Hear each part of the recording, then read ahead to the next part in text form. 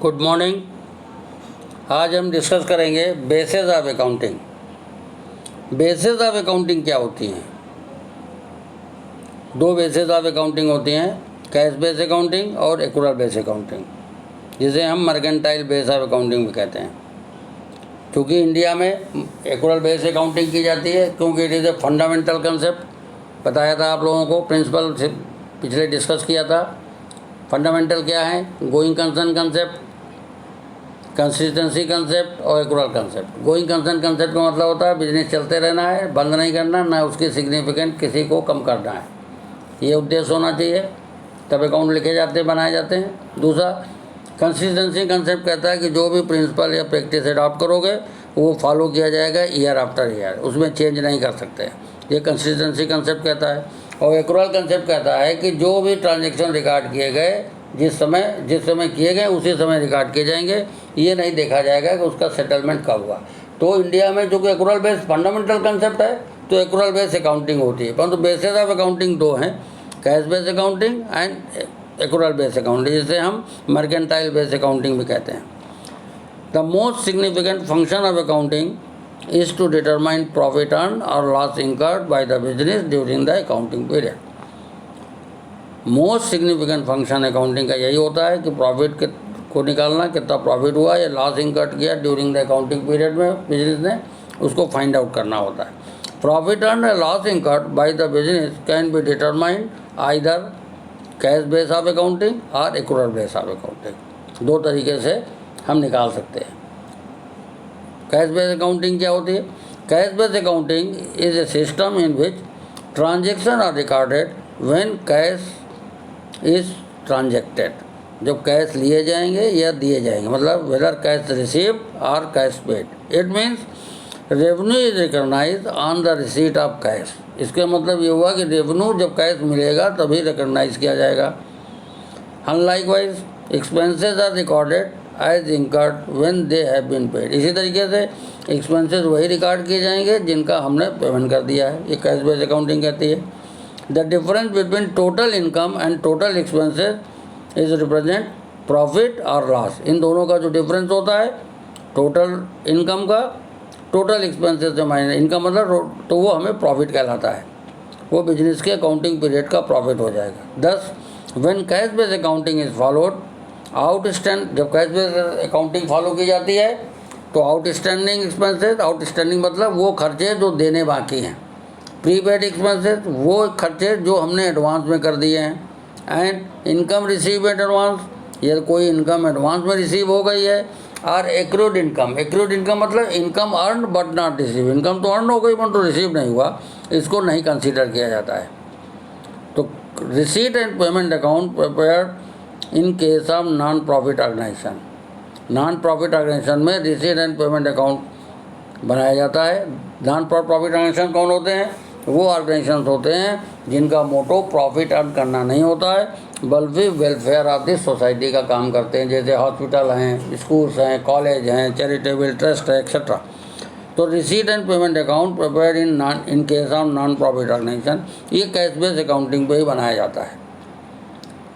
Such as charitable institute, club, school for example, ये लोग cash base accounting करते हैं।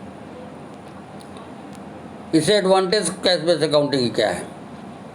Advantage of cash base accounting, it is a simple basis of accounting as adjustment for outstanding expenses, prepaid expenses, accrued income, income receive advance is not made. ये नहीं किए जाते हैं इसमें। सिर्फ कैश जो रिसीव हुआ ड्यूरिंग द पीरियड और कैश जो हमने पेड किया ड्यूरिंग द पीरियड, केवल वही कंसीडर किया जाता है। इसलिए बड़ी सिंपल मेथड है। सेकेंड क्या है? This approach is more objective as very few estimate and judgement are required. इसमें बहुत कम एस्टिमेशन और जजमेंट किए जाते हैं। This basis of accounting is suitable for those enterprises where most of the transaction are on cash basis. ये cash base accounting उन organisation में ज़्यादा सुटेबल रहता है जिनका मोस्ट ऑफ ट्रांजेक्शन, ज़्यादातर 99% 98% ट्रांजेक्शन ओनली कैश ट्रांजेक्शन होते हैं। वो लोग कैश बेस अकाउंटिंग मेंटेन करते हैं। ठीक है। अब डिसएडवांटेज कैश बेस अकाउंटिंग की क्या है? Disadvantage of cash base accounting are it does not give a true and fair view of profit or loss and financial position of the enterprises because it ignores outstanding expenses, prepaid expenses, accrued income, income return, ये ignore कर दिया जाता है. इसलिए profit और loss और financial position की true position सत्यता में प्रॉफिट कितना हुआ, क्या उसकी फाइनेंशियल पोजीशन, इसको पता नहीं लगाया जा सकता है. Second, it does not follow A matching principle of accounting. हमने बताया था 11 प्रिंसिपल आपको बताए थे मैचिंग प्रिंसिपल ऑफ अकाउंटिंग. तो कैश बेस अकाउंटिंग में मैचिंग प्रिंसिपल ऑफ अकाउंटिंग को फॉलो नहीं किया जाता है, जो कि प्रिंसिपल बेसिक प्रिंसिपल्स हैं अकाउंट फॉलो करने के. This system does not distinguish between capital and revenue item. ये दो तरीके के आइटम होते हैं, कैपिटल आइटम होते हैं, दूसरे ये सिस्टम से कैपिटल आइटम और रेवेन्यू आइटम को अंतर नहीं पता लग पाता है. And as a result there is no consistency in the profit of 2 year. इसलिए 2 सालों के प्रॉफिट में एक जैसे रहे ऐसा नहीं हो पाता है. एक इलस्ट्रेशन लेते हैं कैश बेस अकाउंटिंग पे तो और क्लियर हो जाएगा. देखिए, ड्यूरिंग द ईयर 2018 और 19 Ashok had a cash cell 3,90,000 and credit sale 1,60,000. मतलब 3,90,000 की कैश सेल है और 1,60,000 की क्रेडिट सेल. क्रेडिट मतलब बोलते हैं उधार, जिसे उधार लेते हैं उसे क्रेडिट कहते हैं. His expenses for the year, पूरे साल के जो इनके एक्सपेंसेस हैं वो हैं 2,70,000. इसमें कह रहा है आउट ऑफ इट, जिसमें से 80,000 80,000 is still to be paid. मतलब 80,000 अभी पे होना बाकी है. Find out Ashok income for 18-19. Ashok की इनकम निकालना है following the cash base accounting, cash base accounting को फॉलो करते हुए. तो रेवेन्यू क्या होगा? सेल्स रेवेन्यू होती है. क्योंकि कैश बेस अकाउंटिंग कर रहे हैं तो कैश जो मिला है, कैश सेल्स है, वो रेवेन्यू हो गया. और जो एक्सपेंसेस हैं कैश एक्सपेंसेस, तो कैश एक्सपेंसेस कैसे निकालेंगे? टोटल एक्सपेंसेस जो हुए हैं 2,70,000, उसमें से कह रहा है 80,000 अभी पेमेंट नहीं किए गए, तो 80,000 माइनस कर देंगे तो आ जाएगा 1,90,000. तो revenue minus expenses equal to income या प्रॉफिट होता है. तो रेवेन्यू से एक्सपेंसेस को माइनस कर दिया तो इनकम आ गया 2 लाख. ये 2 लाख आ गया. अब इसी एग्जाम्पल को हम एक्रूअल बेस अभी पढ़ाएंगे तो उसमें समझा देंगे तब कैसे किया जाएगा. ठीक है. तो इस तरीके से कैश बेस अकाउंटिंग की जाती है. मतलब क्रेडिट सेल या आउटस्टैंडिंग एक्सपेंसेस या प्रीपेड एक्सपेंसेस ये सब कंसीडर नहीं होते हैं कैश बेस अकाउंटिंग में. ओनली कैश सेल्स और कैश पेमेंट, कैश एक्सपेंसेस ही, कैश पेड जो किए गए वही कंसीडर किए जाते हैं. क्योंकि इंडिया में एक्रूअल बेस अकाउंटिंग होती है तो यहाँ पर एक्रूअल बेसिक अकाउंटिंग की जाती है. तो एक्रूअल बेस अकाउंटिंग क्या होती है? Accrual base of accounting, under accrual base of accounting, unlike under cash based accounting, income is recorded as a income when it is earned or accrued. Income उसी समय record की जाएगी revenue जब वो earn हुई. ये नहीं देखा जाएगा कि उसका सेटलमेंट कब होगा. इसका मतलब क्या हुआ? इसका मतलब ये हुआ कि क्रेडिट सेल और कैश सेल दोनों ही को रिकॉग्नाइज करेंगे एज ए रेवेन्यू. सिमिलरली अगर एक्सपेंसेस जो हुए हैं ड्यूरिंग द ईयर के, चाहे वो पेमेंट हुए हों चाहे ना हुए हों, वो total expenses during the period के कंसीडर कर लिए जाते हैं. For example, credit sale is recognised as the sales of the irrespective of the fact whether amount has been received और not. Similarly, if an expenses has been incurred but payment has not been made, it will be recorded as a expenses. अभी हमने बताया आपको, चाहे payment किया हो चाहे ना किया हो, वो एक्सपेंसेस रिकॉर्ड किए जाते हैं. फॉर एग्जाम्पल, जैसे rent for the month of March 2019 has not been paid, it will still to be recorded as expenses because it has become to due. इसके लिए इसको हम expenses रिकॉर्ड करेंगे क्योंकि accrual based accounting is based on the concept of realization and explanation and follow 2 basic accounting principle. 2 basic accounting principle को accrual based follow करता है. पहला क्या है? रेवेन्यू रिकॉग्नाइज प्रिंसिपल और दूसरा matching principle. Revenue recognise principle कहता है कि रेवेन्यू उसी पीरियड की रिकॉग्नाइज की जाएगी जिस पीरियड में वो अर्न हुई है, चाहे रिसीव हुई हो चाहे ना रही हुई हो। ये रेवेन्यू रिकॉग्नाइज प्रिंसिपल कहता है। और मैचिंग प्रिंसिपल क्या कहता है कि जिस पीरियड की रेवेन्यू है उसको जनरेट करने के लिए जो एक्सपेंसेस हमने किए हैं वो उसी पीरियड के एक्सपेंसेस से उसको सेट आउट किया जाता है to find out the income. तो thus under the accrual basis of accounting outstanding expenses prepaid expenses are adjusted. Similarly, accrued income, income received in advance are also adjusted to ascertain the correct profit or loss for the accounting period. इनको भी consider किया जाता है।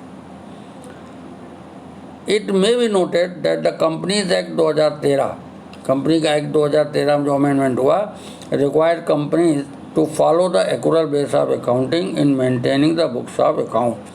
Company act 2013 कहता है कि जो भी कंपनीज हैं वो एक्रूअल बेसिस पे ही अपने अकाउंट मेंटेन करेंगी और बुक्स ऑफ अकाउंट मेंटेन करेंगे। इसलिए हिंदुस्तान में जो बेसिस अकाउंटिंग है वो एक्रूअल बेस अकाउंटिंग है। ये रूल भी कहता है, एक्ट भी कहता है। अब एडवांटेज क्या एक्रूअल बेस अकाउंटिंग के? It is more significant compare to cash base accounting and hence is preferred by accountant. ये बहुत सिग्निफिकेंट है in comparison to cash based accounting, इसलिए अकाउंटेंट इसी को फॉलो करते हैं, इसी को प्रेफर करते हैं। Second, this basis of accounting shows a complete picture of financial transaction of the business as it take into account the effect of all transaction relating to a period as well as adjustment like outstanding expenses, prepaid expenses, accrued income, income received in advance, ये सारे इसमें consider किए जाते हैं। Next advantage क्या है? This basis disclose correct profit और loss for a particular period and also exhibit the true and financial position of business on a particular date. इसके बेस से एक्रूअल बेस पे क्या होता है कि प्रॉफिट करेक्ट निकलता है, करेक्ट पता लग पाता है, लॉस करेक्ट पता लग पाता है पर्टिकुलर पीरियड की, और कंपनी की फाइनेंशियल पोजीशन भी करेक्ट पता लग पाती है इस सिस्टम से।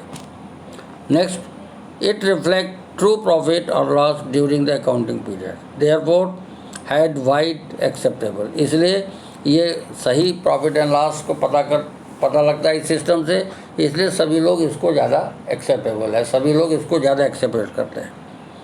Next, it reflect true financial position. ये सत्य फाइनेंशियल पोजीशन बैलेंस शीट पता लगती है at the end of accounting period by adjusting the outstanding expenses previous adjust करके बढ़ाया जाता है, तो करेक्ट फाइनेंशियल पोजीशन बिजनेस की पता लग जाए। ये एडवांटेजेस हैं। अब इसके डिसएडवांटेज क्या होते हैं? Disadvantage of accrual accounting base क्या? Number first, this system is not a simple as cash base accounting system. जैसे कैश बेस बहुत सरल है, ये उतना सरल नहीं होता है। एक तो ये एडवांटेज है, डिसएडवांटेज इसका। दूसरा, the accounting process is too elaborate, इसमें अकाउंटिंग प्रोसेस लंबा हो जाता है। Third, a quick appraisal of the profit और लॉस इज़ नॉट पॉसिबल, तुरंत प्रॉफिट या लॉस निकल आए ऐसा नहीं पॉसिबल हो पाता है, because many adjustment are required to ascertain the true financial position of the business. क्योंकि बहुत से एडजस्टमेंट प्रीपेड, आउटस्टैंडिंग, एक्रूड, इन सब के करने पड़ते हैं ताकि फाइनेंशियल पोजीशन बिजनेस पता लग सके। ये इसलिए ये थोड़ा सा लेंदी प्रोसेस होता है, परंतु मोस्ट साइंटिफिक और मोस्ट एक्सेप्टेबल मेथड जो है वो एक्रूअल अकाउंटिंग मेथड है। इसलिए सारी बिजनेस एंटिटी वो एक्रूअल बेस ऑफ अकाउंटिंग ही करती हैं। अब एक एग्जाम्पल पिछला था आपका, पिछले एग्जाम्पल में था कि उसी को हम लेके, उसी एग्जाम्पल को, सेम फिगर को लेके हम एक्रूअल बेस पे प्रॉफिट निकाल रहे हैं। तो उसमें क्या था, कैश सेल 3,90,000 थी और क्रेडिट सेल 1,60,000, तो दोनों आपकी रेवेन्यू हो गई। दोनों को जोड़ लेंगे, ये आपकी रेवेन्यू हो गई। और total expenses for the year 2,70,000 दिए, चाहे पेमेंट हुए हो चाहे ना हुए, इससे मतलब नहीं होता है। तो टोटल एक्सपेंसेस 2,70,000 हो गया। तो रेवेन्यू हो गई आपको 390 प्लस 160, मतलब 5,50,000, और एक्सपेंसेस हो गए 2,70,000। तो 5,50,000 2,70,000 घटा देंगे जो वैल्यू आएगी वो 2,80,000 आएगी। तो देखो दोनों में फ़र्क क्या है। कैश बेस अकाउंटिंग में हम कर रहे हैं तो प्रॉफिट कितना निकल रहा है आपका, कैश बेस अकाउंटिंग में आपने निकाला तो प्रॉफिट कितना आया, 2 लाख आया। और एक्रूअल बेस अकाउंटिंग आपने निकाला तो इसमें 2,80,000 है। तो ये देखिए बहुत एक्यूरेट है, इसलिए एक्रूअल बेस अकाउंटिंग ही मेंटेन से ही अकाउंट मेंटेन किए जाते हैं, एक्रूअल बेस अकाउंटिंग ही की जाती है। अब difference between accrual base accounting and cash base accounting, nature of transaction ये दिया हुआ है, ये आप अपने बुक में नोट्स बना लीजिएगा इसके, what is the cash base accounting, what is the accrual base accounting and what is the difference between cash base accounting and accrual base accounting, ये दिए हुए हैं। ये अकाउंट्स के बुक में आप नोट कर लीजिएगा और इसको तैयार कर लीजिएगा। अब कोई प्रॉब्लम हो तो मेरा नंबर है आपके पास, आप लोग कांटेक्ट कर सकते हो।